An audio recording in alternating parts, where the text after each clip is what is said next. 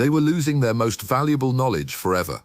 35,000 years ago, when the wise elders died, entire lifetimes of survival wisdom vanished with them. Critical information about hunting grounds, seasonal patterns, and dangerous territories disappeared, leaving their descendants to rediscover everything from scratch. Then one desperate innovation changed human memory forever. Picture early human society 35,000 years ago. Small groups of Homo sapiens who had accumulated vast knowledge about their world but possessed no way to preserve it beyond human memory. Each elder carried irreplaceable information: which plants healed specific illnesses, where water could be found during droughts, how to predict weather changes, and when dangerous predators were most active. This knowledge represented generations of trial and error, often learned through deadly mistakes. Every piece of information had cost someone their life to discover. When an elder died unexpectedly, entire libraries of survival wisdom vanished instantly, forcing their descendants to rediscover crucial information through the same dangerous process of experimentation that had claimed so many lives before. The crisis began when Temba, the group's most knowledgeable elder, collapsed suddenly during a routine foraging expedition. At 73 years old, he carried more survival knowledge than any other person in their tribe. He knew the locations of 15 different water sources, could identify over 200 edible and medicinal plants, and possessed detailed mental maps of hunting territories spanning hundreds of miles.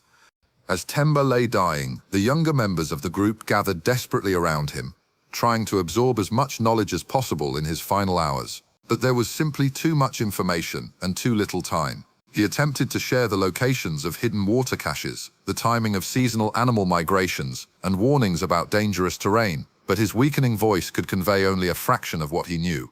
Within days of Temba's death, the devastating consequences became apparent. The group discovered they had lost the ability to find certain crucial resources.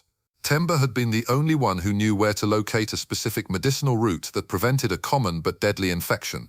Without this knowledge, 3 children fell ill with symptoms no one could treat effectively. Hunting efficiency plummeted as they realized Temba had possessed detailed knowledge about animal behavior patterns that the younger hunters had never fully learned. They wasted days searching in areas where he would never have looked, following instincts that proved tragically wrong. Food became scarce as they struggled to replace his expertise with painful trial and error. This pattern of knowledge loss had plagued humanity for millennia. Every generation lost invaluable information when their wisest members died. Critical survival techniques disappeared repeatedly, forcing each new generation to rediscover the same vital knowledge through dangerous experimentation. Countless lives were lost relearning which mushrooms were poisonous, how to track dangerous predators, and where to find resources during harsh seasons. The most frustrating aspect was knowing that this information had been discovered before. Elders would sometimes mention techniques their own grandparents had known, but the knowledge had been lost in the gaps between generations. Humanity was trapped in cycles of rediscovery, unable to build upon previous knowledge because there was no way to preserve it permanently. A young woman named Zara had been Temba's most dedicated student, spending years learning from him. But even with her exceptional memory, she could retain only a fraction of his vast knowledge. She remembered perhaps 30% of the plant identification techniques he had taught her, and even less of the complex seasonal timing that governed successful hunting strategies.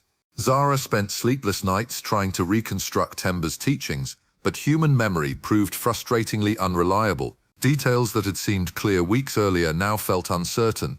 Had he said the healing plant grew near rocky areas or avoided them? Was the dangerous season 3 moons after the first snow or before it? Each forgotten detail could mean the difference between life and death for her people. Driven by desperation, Zara began searching for ways to strengthen her memory. She created elaborate mental associations, linking plant locations to distinctive landscape features and connecting seasonal changes to memorable events. She repeated crucial information obsessively, but found that focusing on one set of details caused others to fade from her memory. She tried teaching the knowledge to others, hoping that distributed memory might preserve more information than any single mind could hold. But this approach revealed another problem. People remembered details differently, and small variations in their recollections led to confusion about which version was correct. Without an authoritative reference, there was no way to resolve these discrepancies. One morning, while Zara sat beside a stream trying to remember the exact appearance of a medicinal plant, she absently scratched marks into the soft clay bank with a sharp stick. She was visualizing the plant's distinctive leaf pattern when she realized her scratches in the clay resembled the very shape she was trying to remember. Something extraordinary happened in that moment. The marks in the clay triggered a vivid memory of the plant more effectively than pure mental effort had achieved.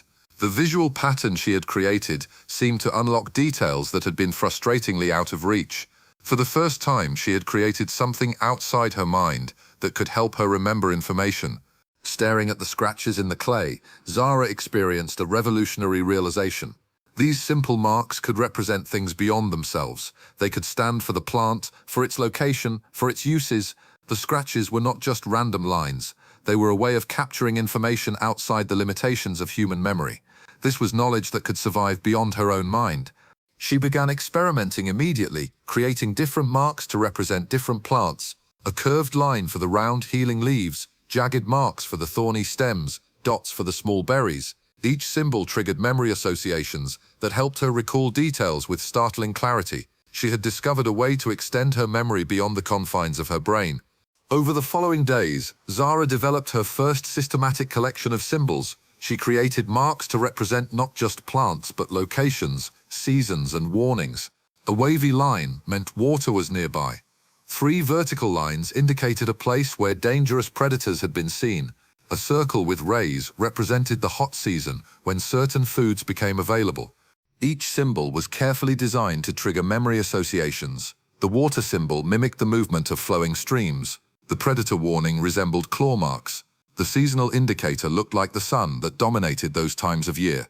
These weren't arbitrary marks. They were carefully crafted memory aids that connected visual patterns to crucial survival information. When Zara attempted to share her symbol system with others, she encountered unexpected resistance. The symbols that seemed obvious to her were meaningless to people who hadn't created them. What looked like a clear representation of a water source to her appeared as random scratches to others. She realized that symbols required shared understanding to be effective. Teaching symbol meaning proved far more complex than teaching traditional knowledge. She had to explain not just what each mark represented, but why it represented those things. Students needed to understand the logic behind the visual associations before the symbols could trigger useful memories. This required a completely new type of instruction that went beyond demonstrating physical techniques. Through patient teaching and refinement, Zara developed a comprehensive symbol system that her group could understand and use. They established conventions for how symbols could be combined to convey more complex information. A water symbol next to a plant symbol indicated where that plant could be found near water sources. Multiple symbols arranged in sequence told more detailed stories. The group created symbols for actions, not just objects. Crossed lines meant dangerous or avoid this place. Arrows indicated direction and movement. Parallel lines suggested paths or routes to follow. They were developing the first grammar of visual communication, creating rules for how symbols could work together to express increasingly sophisticated ideas and preserve complex survival knowledge. The impact of their symbol system exceeded even Zara's expectations. For the first time in human history, detailed information could survive the death of individuals. Critical knowledge about seasonal patterns, resource locations, and survival techniques was now preserved in permanent form. The group could build upon previous discoveries instead of constantly rediscovering the same information. Hunting success improved dramatically as they recorded detailed observations about animal behavior patterns. They documented which hunting strategies worked best in different seasons and locations. Medical knowledge expanded as they recorded which plants treated specific ailments and how to prepare them properly. Information that would have been lost forever was now available to future generations. The group began creating permanent archives of their most important knowledge. They carved symbols into rock faces near water sources, marking safe drinking areas and warning of seasonal dangers. Cave walls became repositories of hunting information, with detailed maps showing animal migration routes and seasonal feeding areas. They developed specialized symbol combinations for emergency information. Symbols that warned of flash flood areas, marked locations of emergency food caches, and identified shelter sites that could protect against severe weather. This information could now save lives, even when the people who created it were no longer alive to share their knowledge directly. Symbol use evolved beyond simple memory aids to become true communication tools. Group members could leave messages for each other, indicating where they had gone hunting, what they had discovered, and when they planned to return.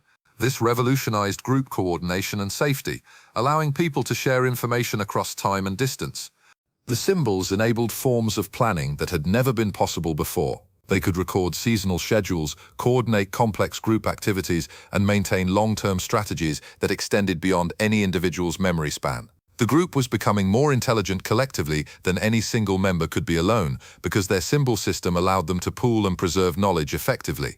Within a generation, their cave system had become humanity's first library. Walls covered with symbols preserved the accumulated wisdom of dozens of individuals across multiple generations. Young people could learn from the experiences of ancestors they had never met. The knowledge loss cycle that had plagued humanity for millennia was finally broken. New discoveries were quickly added to the archive, creating an ever-growing repository of human knowledge. Each successful hunt, every useful plant discovery, and all dangerous encounters were documented for future reference. The symbols had created humanity's first permanent memory, allowing knowledge to accumulate rather than disappear with each generation. The transformation was profound and irreversible. Humans were no longer limited by the capacity of individual memory or the lifespan of single generations. Knowledge could now grow continuously, building upon previous discoveries to reach levels of complexity that no individual mind could achieve. They had learned to create external intelligence. Symbol systems spread to other groups, evolving and adapting to different needs and environments. Each community developed variations that served their specific survival requirements. The basic principle, using visual marks to represent and preserve information, became humanity's foundation for all future intellectual development. They had taken the first crucial step toward becoming a truly knowledge-based species.